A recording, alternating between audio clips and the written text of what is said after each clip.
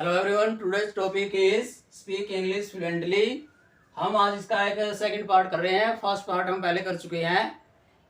ये चैप्टर, ये पार्ट क्यों जरूरी है? क्योंकि जब भी अंग्रेजी बोलते हैं तो हमें समझ में नहीं आती, क्योंकि वो शब्दों को काफी शॉर्टली बोलते हैं। देखिए कैसे बोलते हैं। फर्स्ट रूल है am not, is not, are not, has not, have not. और कभी कभी डू नॉट, डज नॉट और डिड नॉट, इन सभी के लिए वे एक ही वर्ड बोलते हैं, एंट, AINT, AINT। सभी के लिए एक ही शब्द बोलते हैं। जैसे she is not happy, they will speak she ant happy. She is not happy, is not की जगह क्या बोलेंगे? एंट, शी एंट हैप्पी। दूसरा एग्जांपल है इसका, he has not done his work, he has not done his work, they will speak he ain't done his work, he ain't done his work। has not की जगह ain't बोलेंगे और subject भी छोड़ देते हैं कई बार।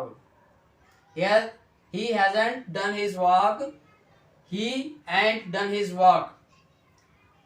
सेकेंड रूल है क्वेश्चन वर्ड और हेल्पिंग वर्ब में चा जोड़ते हैं। जब भी इंटरोगेटिव सेंटेंस बोलते हैं, जो भी वर्ड पहले आता है, क्वेश्चन वर्ड या हेल्पिंग वर्ड, जो भी सेंटेंस के बिल्कुल शुरू में आता है, उसमें चा शब्द जोड़ते हैं। जैसे what have you done there, what have you done there, तो इसको बोलेंगे what's are done there. What की जगह चा जोड़ को बोलेंगे इसको what's are done there, subject भी छोड़ देंगे। दूसरा सेंटेंस है डिडंट के लिए, जैसे डिडंट के लिए डिडंट चा। जैसे मान लो डिडंट यू गो देयर, ये सेंटेंस है, तो इसको कैसे बोलेंगे? डिडंट सा गो देयर, डिडंट सा गो देयर। यानी कि क्वेश्चन वर्ड या हेल्पिंग वर्ब में चा, CHA, चा शब्द जोड़ देते हैं, तो इसी प्रकार उनको इंग्लिश शॉर्ट हो जाती है। नेक्स्ट सेंटेंस है a lot of, a lot of. Allot of को अलोटा बोला जाता है, यानी कि अंग्रेज अलॉट ऑफ को अलोटा बोलते हैं। जैसे I like a lot of sweets, I like a lot of sweets, तो बोलेंगे I like a lot of sweets.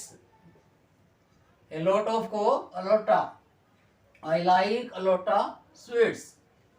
Isn't it या इज नॉट इट बोलते हैं, जिसे हम इजंट इट, इजंट इट को इनिट बोलते हैं, इनिट बोलते हैं। जैसे इट्स ओके इजंट इट, हम बोलेंगे इसको पूरा इट्स ओके इजंट इट, और अंग्रेज बोलते हैं it's okay in it, it's okay in it.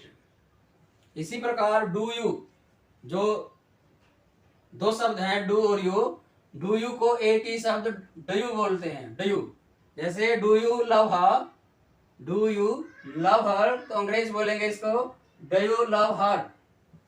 यानी कि इस प्रकार वो शब्दों को काफी शॉर्टली बोलते हैं। नेक्स्ट सेंटेंस है जैसे I am going to, I am going to को इमा बोलते हैं, आई एम गोइंग टू को इमा या आइमा बोलते हैं। जैसे I am going to help her, I'ma help her. I am going to यानी गोइंग भी नहीं बोलते, I am going to help her, I'ma going, sorry, I am going to help her, I'ma help हर।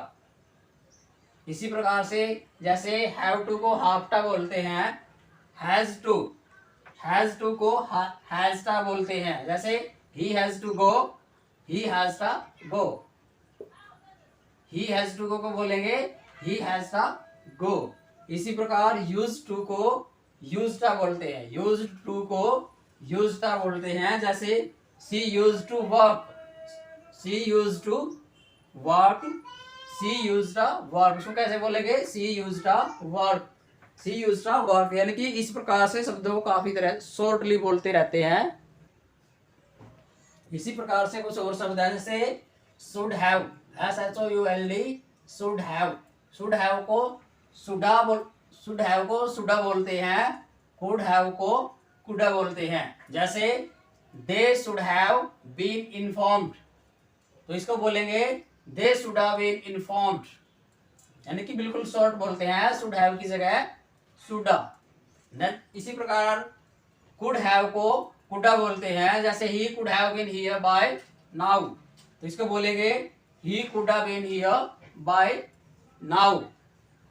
ठीक है, इस प्रकार से उनको समझने की जरूरत है। यदि हम अंग्रेजों की भाषा या उनकी बोली को समझना चाहते हैं तो हमें उनके शॉर्ट फॉर्म को या उनके द्वारा बोले जाने वाले शॉर्ट फॉर्म को समझना पड़ेगा। यदि ये वीडियो आपको अच्छी लगी तो लाइक शेयर करें और चैनल को सब्सक्राइब करें। थैंक्स।